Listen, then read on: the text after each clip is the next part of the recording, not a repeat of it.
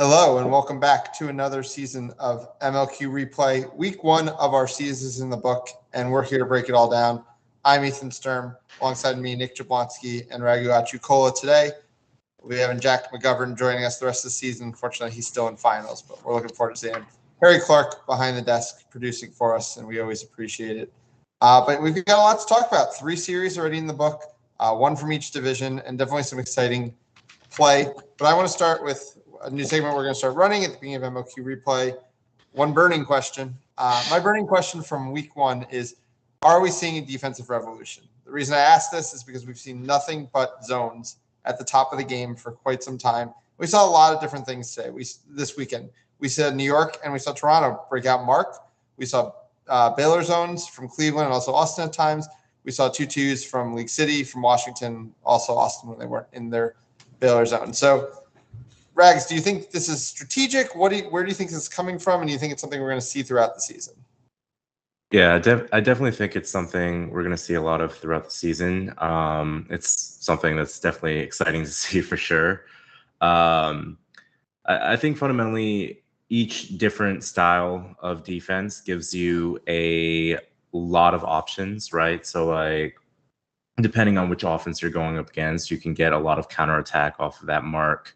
I think we've seen New York utilize that pretty well with the fast breaks they're able to generate at times, and obviously Austin with that Cav core has that history of utilizing that wall to sort of take away the shooting and sort of make it really hard to finally get that like penetration that you need for a goal.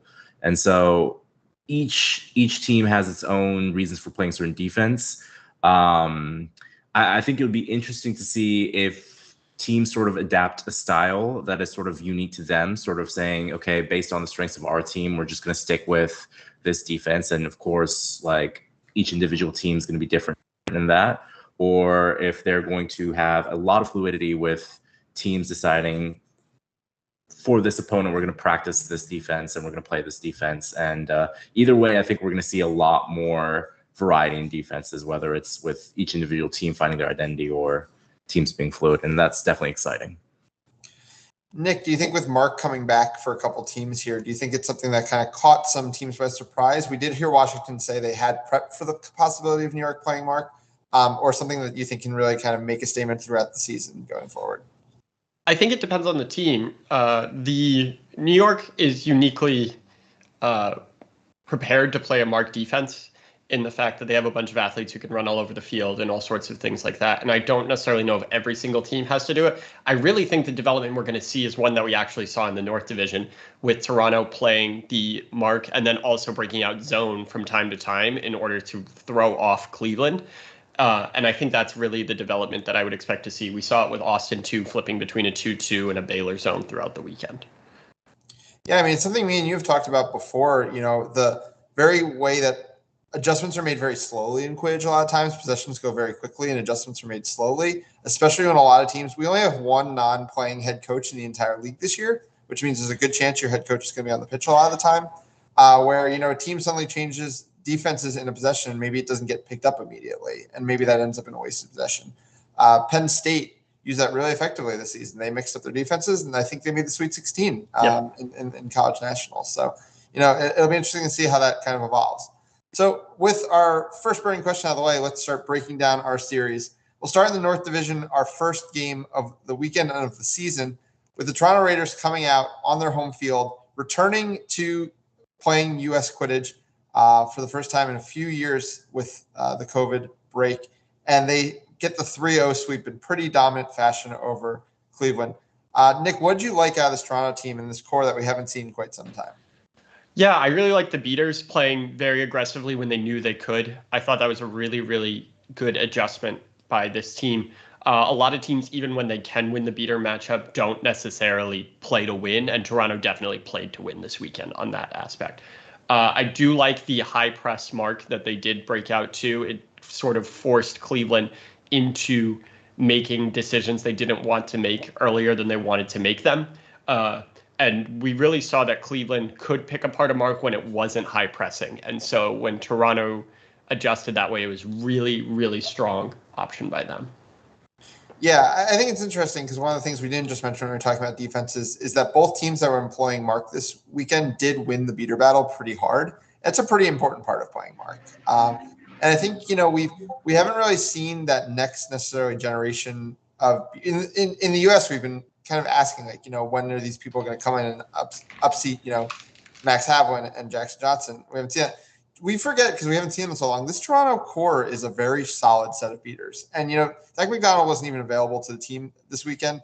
But I thought Derek Taylor, Brittany Kahane had absolutely dominant series. Worth mentioning Cleveland's, what we think is Cleveland's number one set of Ben Strauss, Rand Barnes, both not available for this series. But still, really, really strong stuff from the Toronto beaters, as you mentioned. Cleveland's offense, I feel like we both we're a little concerned with just kind of the dynamicness of it. It really was working heavily through John Gaffigan. Again, there were some personnel issues, but what were you hoping to see more from this offense, Nick? Yeah, I mean, I think John was put in the spot. We've always talked about this when we talk about playing offenses where you want to be attacking from the sides or behind because the offense is set up to stop that original option. And Gaffigan was not necessarily given the space. When he was given the space at the top of the mark, he was getting into the lane and taking mid-range shots and finding the pass. But if they're not necessarily working through that, that's going to be an issue. You were a big proponent of tap beats this weekend from them, and this Cleveland offense wasn't using them super effectively. When they did, it gave free looks all the time.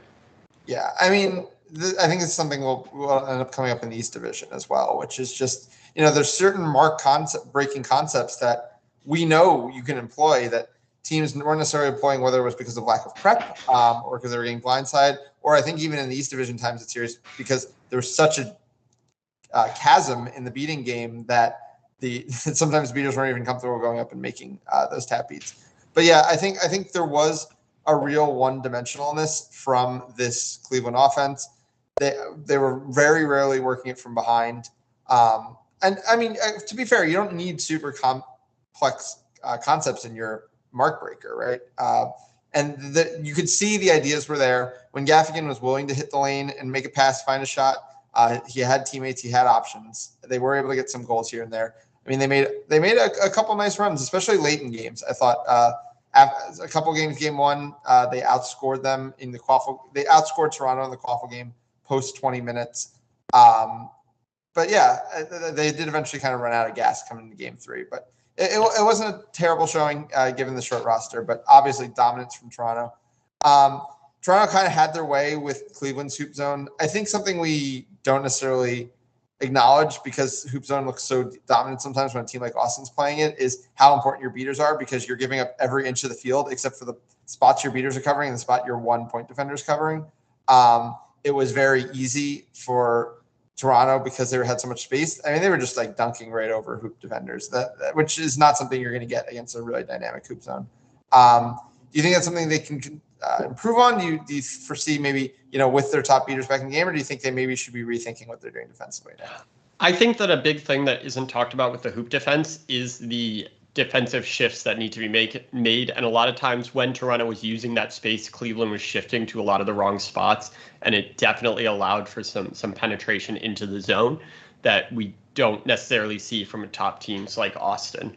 The benefit of a zone is that because you're covering a specific space on the field, your only responsibility is to shift properly within that space until someone enters that zone.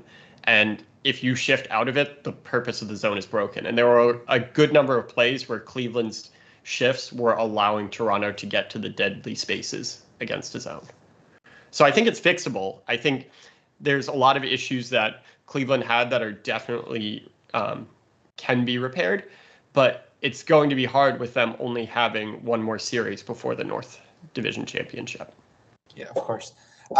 In terms of defense on the other side, we've mentioned, Toronto played a lot of mark. They did mix in some zone a little bit later in the game, especially when it seemed like Cleveland was starting to find some ideas against it.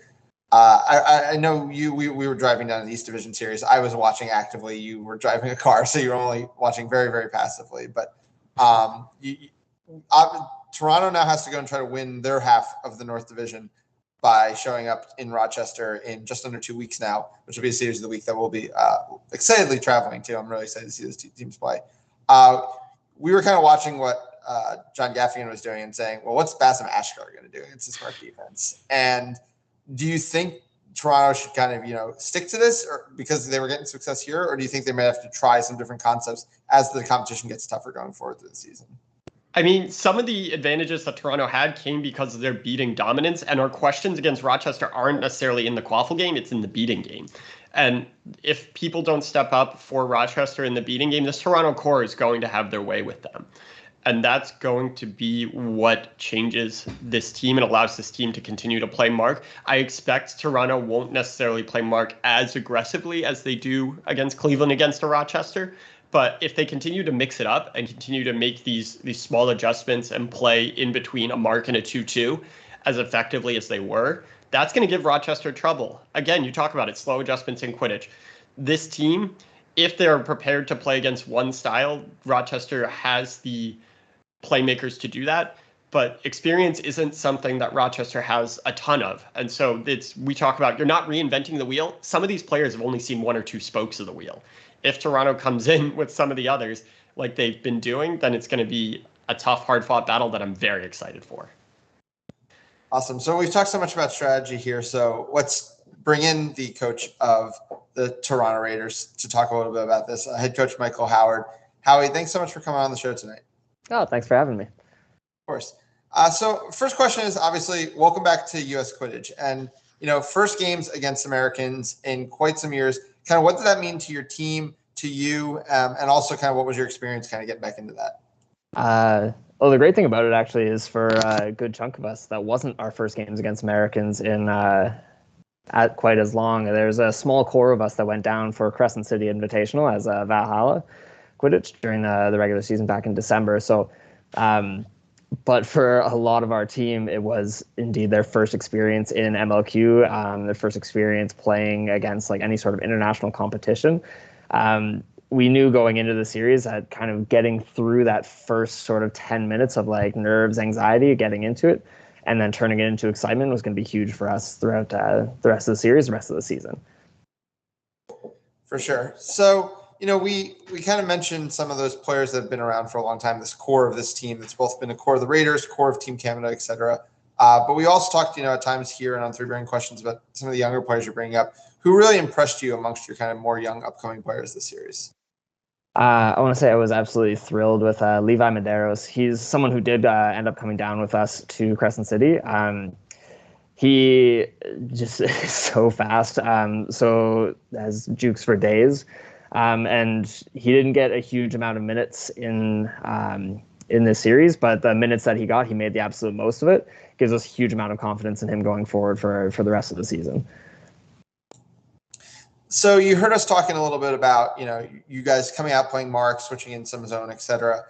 Obviously, zone in kind of a couple years since you guys have played much against us, I understand you guys were at CCI, has kind of overtaken the American game. So kind of what have you guys been seeing, kind of watching from afar, and kind of what made you make your defensive decisions coming into the series? I think the biggest thing that factored into our decisions for like what kind of defense we were running this series was knowing that we had like a larger roster going into it.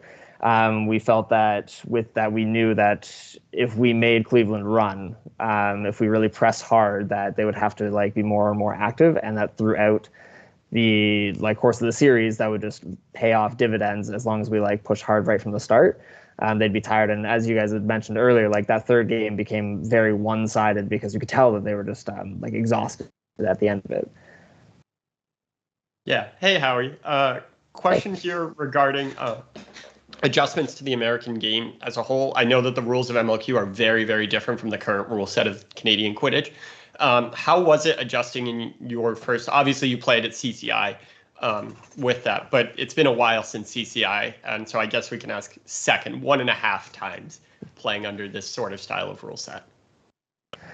I think one of the biggest differences for us throughout our practices was to learn more patience. So the Canadian rule set does not allow for resets whatsoever. So once you cross half, like that's it. You obviously can be tackled back across and it won't count. But so one of the styles that you'll see a lot in Canada is essentially things get more rushed. Players feel pressured higher. They really try and get in much deeper into the offensive zone, whether or not that's like the right decision. So coming into this, like the big adjustment for us was to not panic anytime that we saw pressure, knowing that you're not hard up against a back line. And being comfortable moving the ball in, moving it across, and then if we needed to ever, we had the option to come back. Yeah, sounds like my kind of rule set. Yeah, Rags looked pretty excited by it as well. Howie, you guys obviously have a pretty front-loaded season, whereas we were talking about you have this huge series coming up against Rochester. So what was it like trying to kind of get things in motion? Obviously, a lot of you do play together, in other aspects as well, but kind of putting it all together and kind of getting ready for these first two games. I think we were very fortunate that as much as the second half of our season was completely like closed down because of COVID in Canada, so we didn't have regionals, we didn't have nationals, but we were lucky to get a few national team practices in where we were able to get a good amount of the players who are on this team involved in those practices. So at the very least, our first practice in May, there was not the first time any of us had sort of been on the field together. It had been a bit of a slower build over the course of the past few months with not as regular practices.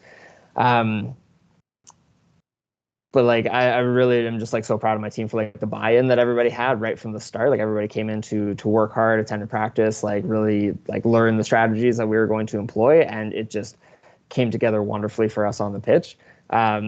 I think the interesting thing for us will be like how we can keep our momentum going, because you're absolutely right. In less than 2 weeks, we play Rochester, and then we have like more than a month layoff until the North Division Championship. So I think that'll be the time that'll be most important for us to sort of like stay on track, stay focused and ready. So just to close up this Rochester series, anything specific you're looking forward to about the series? Any players you're looking forward to play against? I'm thrilled to actually play against Rochester for the first time. I was on their roster in 2016 and 2017 and on the practice squad in 2018. And then a handful of our players on the rest of this roster were involved over the years as well before Toronto became a team in MLQ. So I'm just like excited to see some people I haven't seen in a long time on the other side of the pitch. And I'm very curious to see how we match up against a team that I knew to be very, very strong when I was there. Yeah, awesome. Yeah, I feel like a lot of people don't know that the Rochester Canada Quidditch relationship runs very deep in like years and years at this point. So it's actually going to be really cool to kind of see that dynamic play out on the pitch in a couple of weeks. Well, Howie, thank you so much for taking the time. He's coming off a 12-hour shift and was nice enough to stick it out to do this interview. So go get some sleep and enjoy the rest of your night. Cheers. Thanks so much, guys. All right, so we're going to bounce over to the South Division now, where the Austin Outlaws did go ahead and sweep the League City Legends, but in some high-scoring games with both teams getting their shots in here and there. Rags, is this the result you expected? Did you see more from League City, more from Austin, less from Austin, more from League City than you expected? Yeah, so this was definitely sort of the result in terms of like the 3-0 that I think a lot of us saw coming in. I think the big takeaways here is just sort of how Austin looked like at the start of the season, right? There's a lot of fuss made about how many players they are losing, a lot of the older experienced talent, and I think we all sort of expected Austin obviously to be a contender and maybe even like the favorite, but maybe we expected maybe a little bit of rough start that just wasn't there. And I think for me, at least, that's expected. A lot of these names that are left behind sort of to take over might not be as famous, or at least had their name mentioned as much as those departing players like, Axtell or Hallie Pace or any of those. But they've been playing, whether it's USQ or MLQ, in the cores of like some of those championship or finals contending teams for a while. And so that part was that part was no surprise for me. Yeah, I do think some of they were able to get a ton of goals in transition, and I don't think any of us were necessarily worried about this team's ability to get goals in transition, because both cores, whether it be the young UT core that just won a title, or the Cav core that has won so many titles. Those things are assumed. And unfortunately, I don't think we got a full test of, what this team's going to be in a half-court offense in a big game. A lot of why that is, though, came from that beating core. What did you see from the beating core, which did have a lot of turnover, Nick, this weekend? Yeah. I mean, I saw the beating core take care of business. Beating core, as you mentioned, had a lot of turnover. We had people, we have really like sort of the leaders of this beating core is like our college students last USQ season, right? And so like it's really exciting that they're still out there and still performing, and we didn't see any sort of lag or drop off from last time. Nick, do you want to add that at all? Yeah, I mean, I think this beating core is good. There's no questions there. But League City was never going to be the strongest challenge this team will face. And I'm curious to see how they do against a San Antonio core led by Daniel Williams. I'm very curious to see with that. The interesting thing that I saw is this team very clearly knows how to break down a 2-2 with the white up top.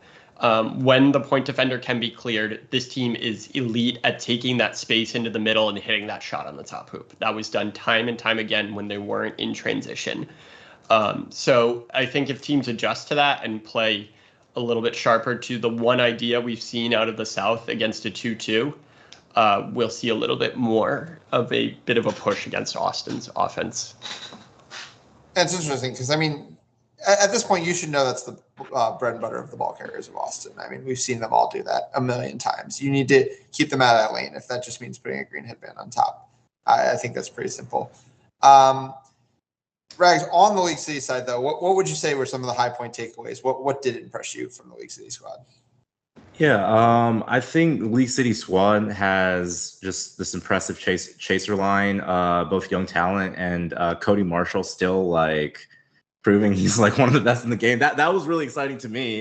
Just seeing some of the games where he was just like still taking off, and of course, like we've seen Cody since it's 10 years now, right? And so definitely high point of the game. But I did see a lot of that talent sort of run up against that beater control that we saw from Austin. And I think a lot of these chasers, whether that's like, Hayden Boyes, Chris Dorsey, a lot of those like Sam Houston talent are just don't have the same amount of experience going up against sort of like that amount of chokehold of blooder control, and also just like the depth of chasing that Austin has.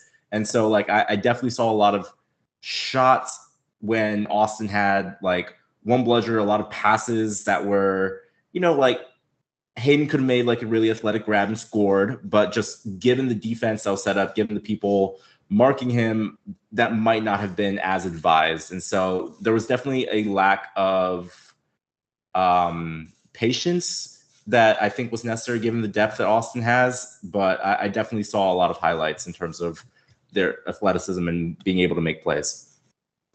Yeah, I definitely kind of felt that way as well, where there'd be situations where like Hayden Boyes and Chris Dorsey would make this incredible like 1-2 punch, but it wouldn't quite get there because the beater would make a last second beat because the Austin beaters were that dominant and were in position. But you can always see like, the strings that are going to come together in the series that League City has to win. League City doesn't have to take a game in the Austin series. Obviously, it'd be beneficial if they did. It's not the series that they have to take a game in, and it's good to see those high points. Nick, anything else you liked or didn't like about this League City team this weekend? We talked about it beforehand a little bit in the weeks leading up to it. This is a team that likes to run. This is a team that likes to move. And this Austin team with bludger control is not a team you can run and move against. So I'm curious to see in games against beating cores that aren't necessarily as dominant how this team looks. Because I think this team, if given the opportunity to go out and run, is going to be a force. Yeah. And I do think, we kind of brushed through the Austin beating and the fact that there was so much turnover from it. But, you forget that if you didn't follow college Quidditch, like the three of us, we all follow college Quidditch. But like Jack Wang and Kaiser Paulson didn't really play minutes for Austin last season. And obviously Bailey wasn't with the program last season. She was with San Antonio. So, we might be saying, oh, it's just the next people stepping up. This is still people stepping up into situations they haven't been in before. And I think the fact that they did perform in a big way is still meaningful. And it's still a meaningful takeaway for what this Austin team can be this summer. Nick, go ahead. I think Taylor Tracy also big pickup for this Austin squad. Taylor has played a lot of minutes for a lot of big teams at Beater this now, whether it's San Antonio in 2019 or the Heat core, right? There's plenty of options where Taylor has made that step up, and that's a big pickup for this team, I think, for sure. He looked very comfortable out on the pitch. Yeah, I'll be honest. Taylor's a player that constantly goes out of my brain, even though he very much deserves to be in these mentions. Like when I'm listing off Texas beaters, because admittedly there's a ton of really, really good ones, but he has been consistently doing it for a very long time, and I think that's definitely something to credit him for. Any takeaways from either of you before we jump into our interview for this one? Awesome. Alrighty. So we're going to bring in one of those Austin beaters we were talking about, Austin's Kaiser Paulson. Kaiser, thanks so much for coming on tonight. Yeah, of course. Thanks for having me. Awesome. So obviously one of your first MLQ series where you're playing very, very big minutes, kind of how did it compare to, kind of playing in USQ at the college level? Anything that was different or similar? I'd say it was relatively similar. A lot of League City comes from just those Sam Houston core, or just from people I've played with at fantasy tournaments, people I've known since I've started Quidditch. So a lot of it was familiar. I've played a lot of them, so it was kind of familiar. It's always different playing with, our Outlaws team is completely different this year than it was last year. And I played in a few of the series last year in a couple of games, and I did play against League City. And it was different this year. I felt they initiated a lot of contact, and that's just something I'm not really used to as a beater, because oftentimes contact is underutilized in my opinion. So that was something that took a little bit of getting used to. But compared to the USQ season, it was relatively familiar. Yeah. No, yeah, I think that's interesting because that's really has been a thing that we don't think about as much, but there's not much contact in the college game and the beating game specifically. And you're definitely not the first beater who's come out of the college game and kind of been like, oh yeah, wow, this is a lot different. This is a lot more physical in the way it's being approached. And we definitely saw that at the USQ club final as well, the physicality in the beater game. You mentioned kind of all this Austin turnover. So kind of take us through, the last month you guys are kind of coming together as a team and kind of what obviously, I mean, you guys are Austin. The sentimentality is always, a championship, but kind of how was it kind of bringing the team together and kind of rebuilding kind of a core and different lines, et cetera? It wasn't that different than just any normal team. Coming from a college program, we're always dealing with turnover as people graduate and stuff. So it's somewhat similar to that. A lot of the people were from the Austin area, and then we had several just Texas people that have, I guess I played with this USQ season, but I wouldn't say it was too different. First few weeks of practices, it was mainly just us figuring out who we work best with, trying to figure out those lines, but we kind of threw everyone in just to see what chemistry we had with each player. And I mean, that was pretty much it. It wasn't too difficult to figure out. Our practices were pretty standard compared to what they were last year. Yeah, I feel like we didn't have that many new people to Quidditch, completely new. We have several MLQ rookies, but it wasn't too difficult. It was pretty standard, I'd say. Yeah. Hey, Kaiser. So with that in mind, this team heavily favored transition a lot this weekend, and with the beating dominance that y'all had, it was clear that was a message sent down the line that was the case. But when you got into the half court, what's it like playing at this MLQ level versus a college level where they're, especially for UT, right? It wasn't till that probably Elite Eight, Final Four, Sweet 16 range where you're hitting the challenges that you want to. Though Harvard did give you a fight in that pool play game. So it's a bit different in the half court in MLQ. Can you speak to that? Sort of. We play a lot of variety in the college. At least we did at the previous nationals tournament, USQ Cup. But honestly, I don't think it's that different. Obviously, the talent pool in MLQ on average is higher than it is in like USQ. So we're playing a lot better teams just overall. But like as a beater in my position, I mean, my goals are pretty much just like same. I'm like tapping out chasers, trying to like beat out their beater, create like scoring opportunities for our chasers and our ball carriers. I'm also looking like tap out like the wing chasers, just pretty much open any opportunities. So like my like goals and my opportunities that like are presented in like the half court sets, they're not that different. And then like on defense, our defenses are a little bit different than what we ran like in Texas. So getting that, it's just adapting and being adaptive. But I think it's pretty easy for even like our MLQ rookies to pick up. It's just an easy adjustment in my opinion. I don't. Good. That's it. Kaiser, you mentioned kind of the improved skill level at the MLQ level. Yeah. As you kind of go into the season, either within the South Division, because obviously, there are some very talented beater courses in the South Division, or as you get to championships, are there any beaters that you've kind of watched on film or watched in person at nationals and are really, really looking forward to getting a chance to go up against that you haven't before? Yeah. Personally, Daniel Williams, just in the South. He's one of the top beaters on the national team now. So going against those elite beaters is always fun. Tate K, a former outlaw, if he does end up making that New York roster. But I don't know. He's also one of my good friends. So just, I don't know. Any like elite beater, I always enjoy playing against. It's how I improved most last summer, just being surrounded by like Jackson, Cole, even having like Augie for that insight, Tate, just everybody just being there. I've learned so much, and I find like having those opportunities in game, whether like you just are challenged and you're pushed to your limits, you're always forced to like think and adapt. And I don't know, I just love playing MLQ because so many of these players are elite. They're so good at what they do. It's just fun, and I grow so much as a player. So yeah, just those two specifically right now, but I'm sure there's more, and I just look forward to all our future games. So, we've talked a lot at this point about the turnover in Austin. Who are some players either?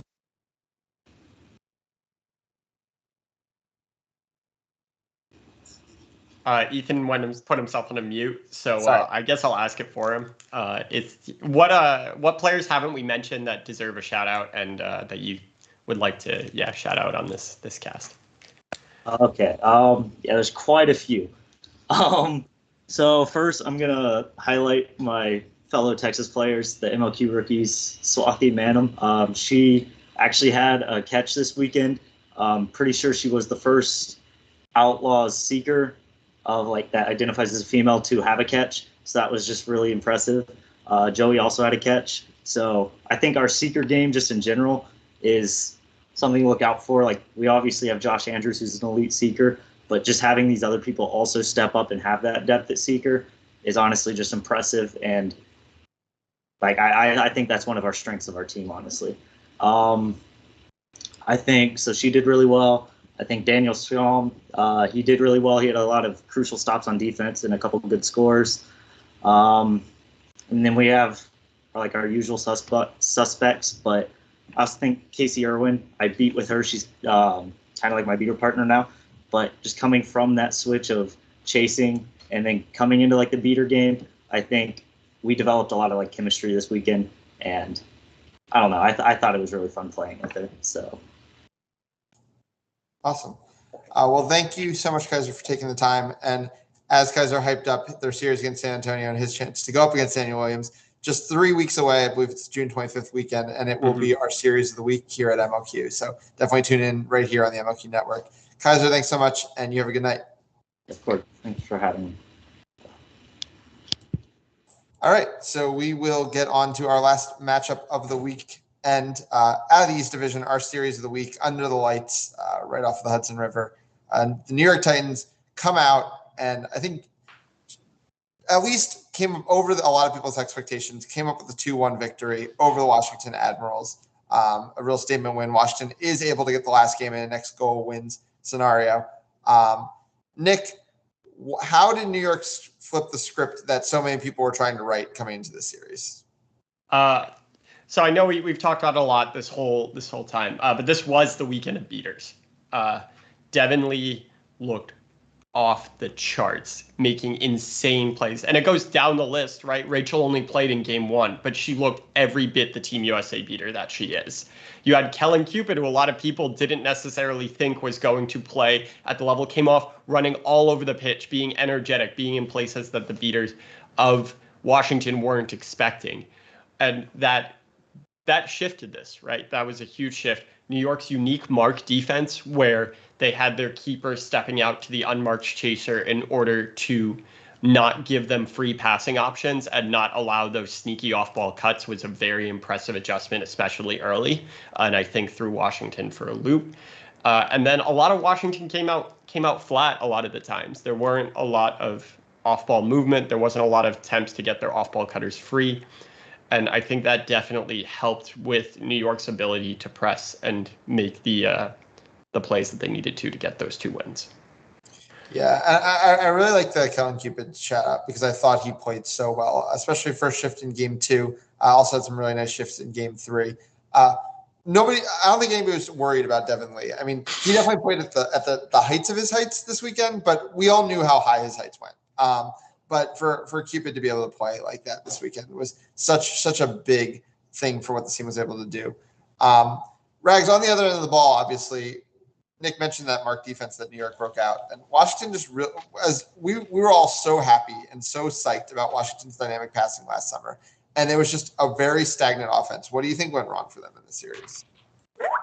Yeah, it's the passing was there. It just wasn't like an attacking passing, right? So like it just seemed like Washington was sort of waiting, trying to see what was going to happen, trying to make some beaters miss. And even when that happened, it didn't seem that Washington was ready to sort of like pounce and execute as quickly as needed for that beating core. And I don't know whether it's just them running up against Mark, not being able to move it around as quickly as they'd like, or something else, but it definitely seemed like whenever there was like that zero created or some beaters out of position, it was usually some like lackadaisical pass behind the hoops or out to the side, rather than sort of these attacking cuts that you didn't really see until towards the end of that game 3, I think, where they started to get more of those in. And even then, I think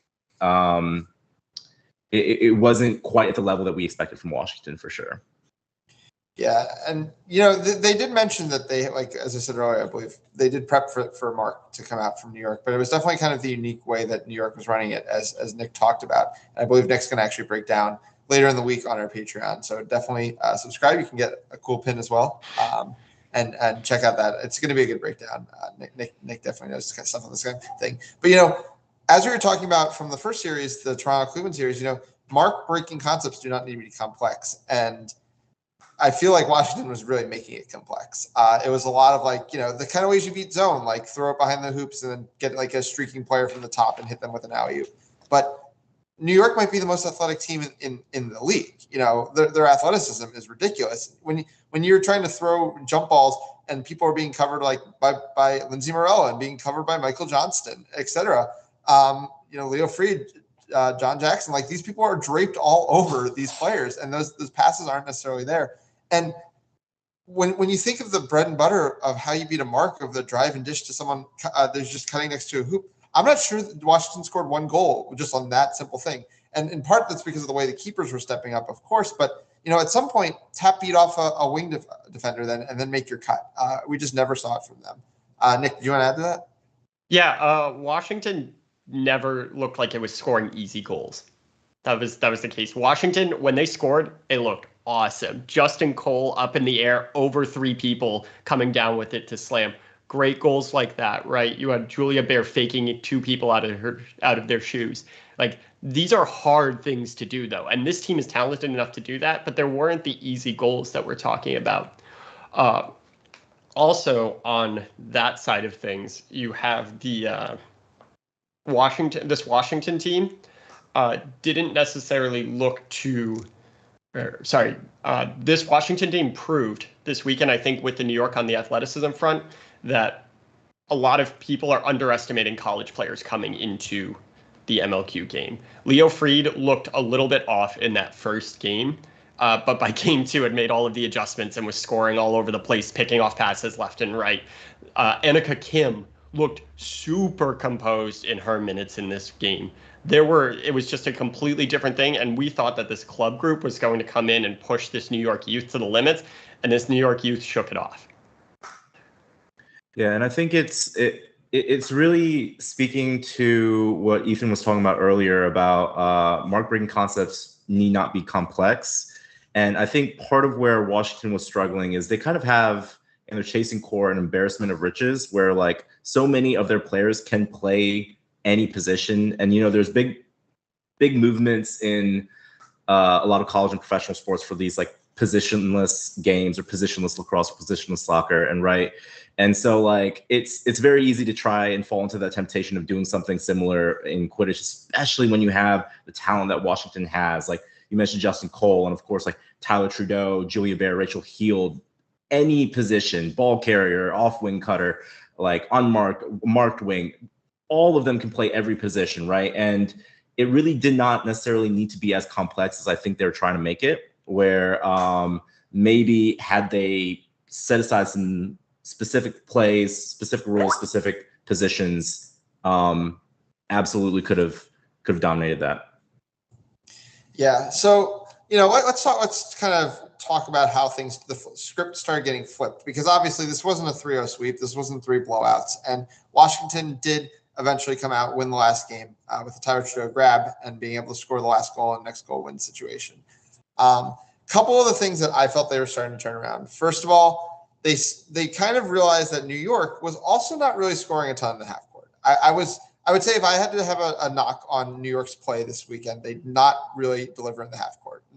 Obviously, as we talked about with Austin, that's something that when the big games come around, you're eventually going to have to do.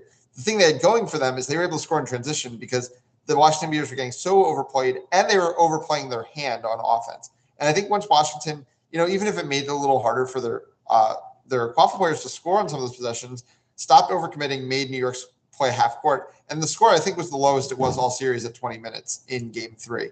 The other thing they did is they finally started letting TJ Jenner cook. We talked about, some beautiful Justin Cole off-ball goals, but Justin Cole's playing a lot with the ball in his hand. And obviously Tyler Trudeau plays a lot with the ball in his hand. When they kind of switched it up down the stretch, they gave TJ the ball. TJ, who had, to my knowledge, sprained his ankle a few weeks ago, which is why he didn't play a bunch in game 1. Eventually, they kind of eased him into the series as he was playing more and more.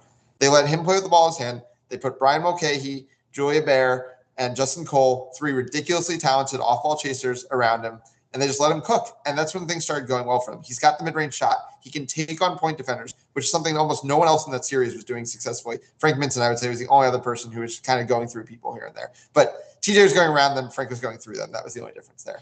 Obviously, he hits the mid-range shot to win the game, but it was so much what he was doing before that. A couple times where he would just get in the lane and force basically Tyler Trudeau and Justin Cole, and they'd have the ball. They would kind of get flat-footed in the lane, and it would take away the fear of the shot, and everyone would sit back and play the passes, or a weak shot that John Jackson or Leo Freed would knock down. But, when TJ was dynamically hitting the lane with nobody on him, they had to play him honest to the shot. He was hitting the passes. That started to, really change how the series broke down towards this end, Nick. So, any other takeaways from this series? Because obviously the East has a ton left to be played. Nick, do you think that we're going to see more and more of this mark defense from New York, or do you think it'll be really series dependent? I think New York's going to play a lot of mark defense. I think this is a team right now that wants to get out in transition.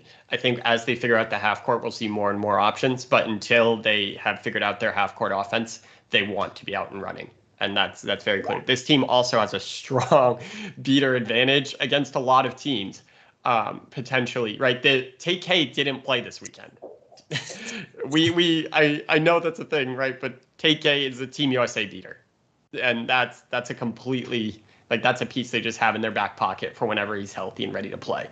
And that's gonna amp up this beating core even more. I think my other big takeaway is that snitch on pitch is questionable for both these teams right now as it stands. Washington comes away with 2 catches. New York comes away with 1. New York comes away with 1 because TJ Jenner creates a coin flip situation, and with Kellen Cupid, who is arguably one of the best seekers in the game, that coin flip's a little weighted his way, right? He's well aware of what he needs to do in those situations to get the grab. And you could even see it if you go back and watch it on film. As soon as Kellen recognizes that TJ is even remotely engaging Cooper, Kellen goes all in at that last second to get the grab. And I think that if Washington doesn't figure that side out right with their starting seeker, as this East Division has elite seeking all the way up and down, they're in for some trouble. And if New York plays against teams that can match their beating core, they're going to need snitch grabs to win games.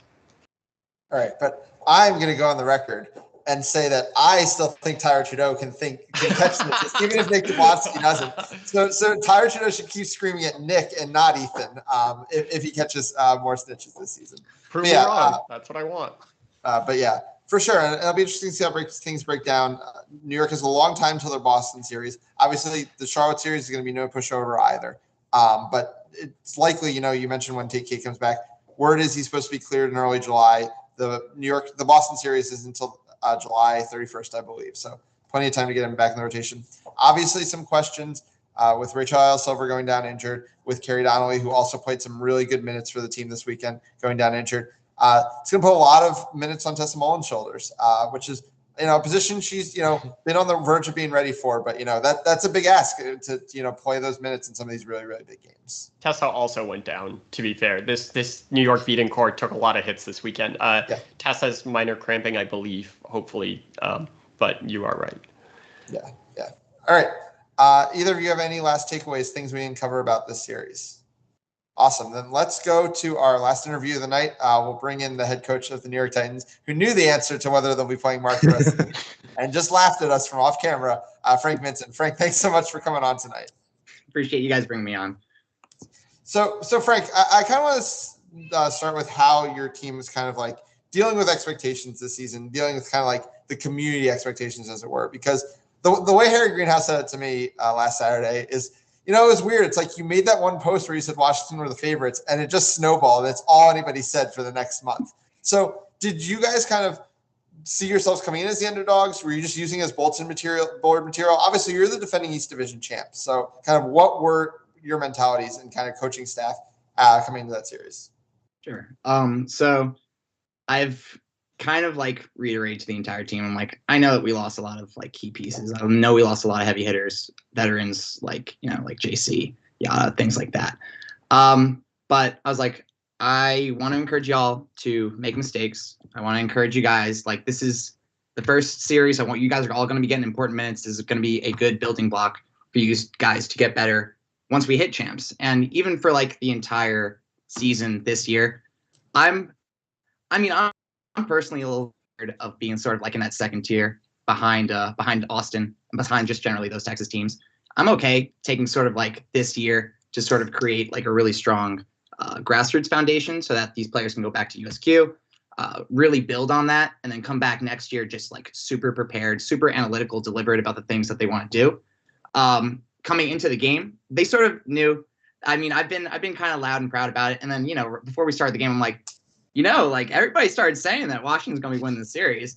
And I'm like, you guys heard me like talk like all about like, I don't care if we lose or whatever, like as long as we take some talking points away, but like we're here to win, let's get this done. And I think a lot of our players, I was really proud of the effort, really proud of how confident that they played in themselves, like every single person from 1 to 21. So you mentioned kind of that you told everyone, we're going to get big minutes. You're going to get important minutes in this series. We're kind of building. It's one thing to say it. It's another thing to kind of have the, fortitude to kind of go on with that as the series is getting closer. I mean, if I remember correctly, you basically kind of started like your third, fourth line, like in game 2, you started them. So like, how were you and your coaching staff able to kind of really commit to that? Because Washington tightened up right away. That first game got close. They cut down to 2 lines immediately. And me and Harry Greenhouse in the booth were basically calling for their depth the entire weekend. So how did you guys as a coaching staff kind of really, really commit to that and have the fortitude to not go back on that as things got tough? I mean, everybody that comes out in practice, I mean, we've seen it at the practice, like even with our practice squad. I mean, the parity between the competitiveness is like gotten like more and more like closer together. And I think that the depth that we have is like something that like we made an emphasis point, and everybody sort of is like starting to really feel themselves. And like it's like next person up sort of style. everybody's ready. I mean, like, I know that Tessa and Kellen were really like the first line to start in that second game. And I mean, it came down really because, like, you know, Rach had that knee pop. But I knew that they are ready for this kind of stage. And like all of our players are ready for this kind of stage. I mean, you wouldn't be an MLQ if you weren't. So it's sort of been that sort of rhetoric that we've been pushing. It's like, y'all deserve to be here. Y'all can make an impact in like at every point. And like, it keeps your legs fresh. I mean, we were running transition. I mean, as we're still sort of figuring out sort of the game that we really want to run. If we're going to be doing that, because that's like an easier default, I want people fresh, you know, good to go. So obviously you only have to go as much into your team strategy as you personally want to, but obviously this kind of unique mark we've been talking about, the mark with kind of the keeper stepping up, everybody else getting marked off ball, basically kind of like a zero hoop defense zone, if you really want to look at it that way. Was this something you guys put in place because of something you specifically seen about Washington, or is this just something about kind of the way you guys want to be playing Quidditch, kind of a more up-tempo pace, where there's more possessions, where things are being pressed a little bit more? So the coaching staff has talked about it quite a bit, specifically for this series and prep for the series, but also generally just to sort of like mitigate those sort of drive and dish opportunities, because, you know, like you guys were saying before, that's like an easier way to sort of break down that mark. We were at points sort of running like a hybrid 1-2-1, where we were having sort of chasers outside of the wing hoops because they played in that diamond sort of situation. So it gave our wing chasers sort of like the easiness to sort of get compact when necessary, because they love those little alley-oops to the corners and the sides, just sort of keep things like congested and make it difficult for their lives. But that's something that we were talking about before. Yeah. So again, kind of going back to that full roster, you bring in a lot of college players, and you leaned on a lot of college players, especially in the quaffle game. Your beater game obviously is a little bit more experienced top to bottom.